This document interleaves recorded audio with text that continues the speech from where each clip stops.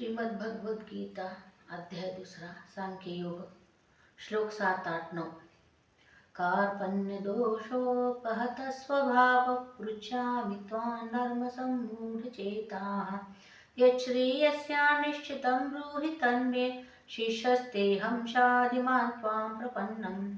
करुणा व्याप्त दैन्यामुळे ज्याचा मूळ स्वभाव नाहीसा झाला आहे व धर्माधर्माचा निर्णय करण्याविषयी ज्याची बुद्धी असमर्थ आहे, असा मी तुम्हाला विचारित आहे की जे साधन खात्रीने कल्याणकारक आहे ते मला सांगा, कारण मी तुमचा शिष्य आहे म्हणून तुम्हाला शरण आलेल्या मला उपदेश करा। नहि प्रपश्यामि ममापनुद्यात् यच्छोकमुच्छोषणमिन्द्रियाणाम् अवाप्य भूमावसपत्नं वृद्धं राज्यं सुराणामपि चाधिपत्यम्। कारण पृथ्वीचे शत्रुरहित व धनधान्य समृद्ध राज्य मिळाले किंवा देवांचे स्वामित्व जरी मिळाले तरी माझ्या इंद्रियांना शोषून टाकणारा शोक जो दूर करू शकेल असा उपदेश मला दिसत नाही।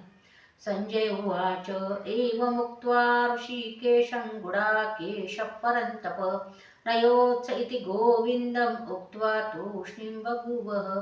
संजय म्हणाला, हे राजा, निद्रेवर ताबा असलेल्या अर्जुनाने अंतर्यामी श्रीकृष्ण एवढे बोलून युद्ध करणार नाही असे स्पष्टपणे सांगितले।